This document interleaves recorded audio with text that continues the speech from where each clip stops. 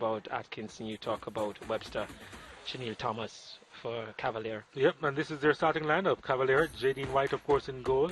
Melvin Doxley, Kamoy Simpson, Courtney Allen, Ronaldo Webster, Richard King, Malanda Maxwell, Giovanni Leng, Kyle Ming, Colin Anderson, and Chanel Thomas, the starting lineup. They haven't changed pretty much from what they've played, the 3-4-2-1 system. And Doxley, who has been employed in the middle of the park, has really laid the foundation for the attacking players to do their thing. Akil Clark is in goal for Mount Pleasant. In front of him, LaTroy Leng, Tajay Anderson, Liston James, Kevin Lane, Kevon Isaacs as they play 5 at the back, Alwyn Harvey, Daniel Green, Jordan Fletcher, Kemar Beckford will be behind Kesslon Hall. From Daniel Green down all the way to Kesslon Hall, these are players who can turn this game for Mount Pleasant. Jordan Fletcher getting his first start. So, we had some really good football in that first half, didn't we? Fletcher opening up the scoring. That was a fabulous goal. Firing that one from just outside the box. And rewarding his head coach, Wally Downs, with a goal. His first start for Mount Pleasant this season. Hitting that one past Jadine White, and Downs was pleased with that one. And then Fletcher almost lost the chance there. Second attempt, finding Kemar Bushy Beckford in the 31st minute. And Mount Pleasant were pretty much on easy street in the first half. By this time they're having 72% of the possession, and Beckford was the exclamation mark there. And White looking on in despair. And then this delivery inside. Thomas got the initial header. Then Doxley floated that one high, and Thomas rose highest. Akil Clark in goal.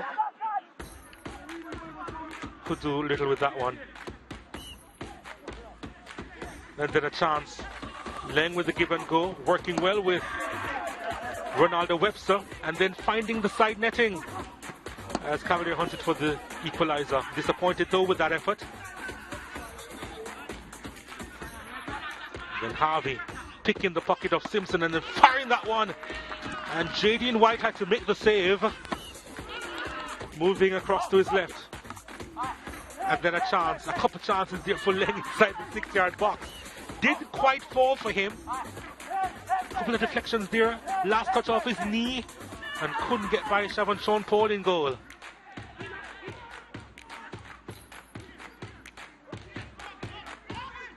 And this ball played through. That was a wonderful pass to Daniel Green. Hats off to Gary Mills for finding him, making that run.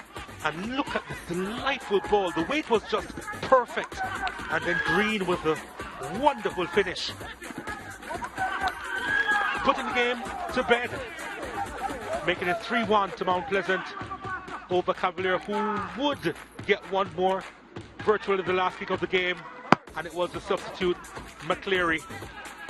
Young Jerome McCleary getting his first goal for Cavalier.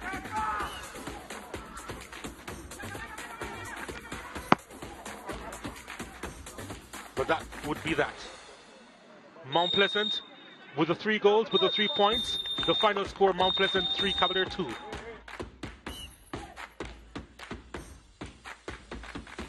Mount Pleasant had the majority of the shots, 10 as opposed to 7. 4 of those shots were on target, 3 were on target for Cavalier. 27 fouls in this game. And you can see 1 save apiece, 5 corner kicks for Mount Pleasant, 3 to Cavalier. Mount Pleasant dominating the possession though at 60%.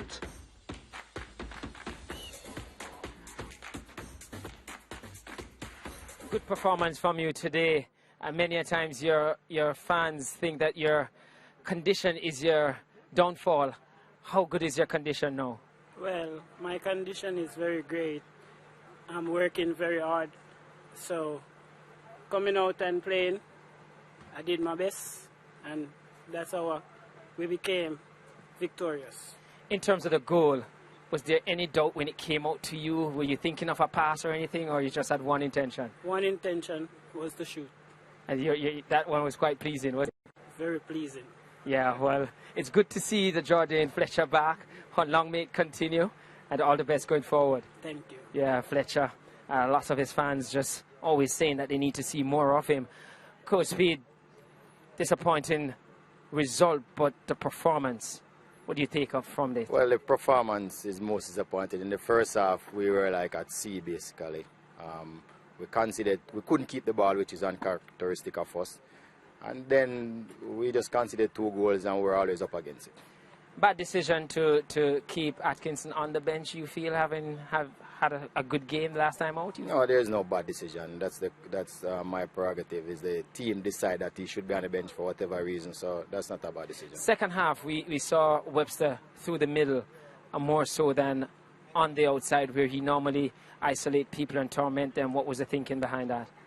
No, Webster usually play number 10. We play two floating 10 between Webster and Atkinson, so that's the adjustment we made to go back to it after we realized that we had to contain in the first half. Then we went back to our normal game in the second half, which, you know, we played much better that time. How do you fix it for the next game? Oh, we'll fix it, but I don't want to tell you. Well, I hope you get it right, and we will see if you're not telling me now. Okay. All the best then. Bye. Yes, Coach Speed, not wanting to give too much away, but I don't think any of his opponents are here to listen and hear what he will be doing in the second game. Coach Downs, first half, was that the best first half you've seen from your team so far? Yeah, probably. Yeah, we kept the ball very well. We were patient, and I told you before the game we had to do better with the ball in their half, and I think we did.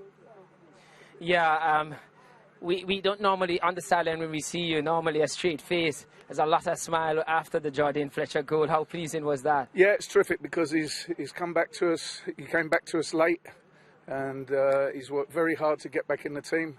And it's always pleasing when somebody gets rewards for working hard, which is what he's done. Analyse the 2 goals that you conceded. What went wrong there? I'd have to re-look it on the video again. I think the last one was probably just a lack of concentration. The first one was a melee from a set piece, and we're normally very good at set plays, but the ball was bouncing around a lot in there, and it was disappointing that they had 3 or 4 guys on the back post, but it wasn't a very...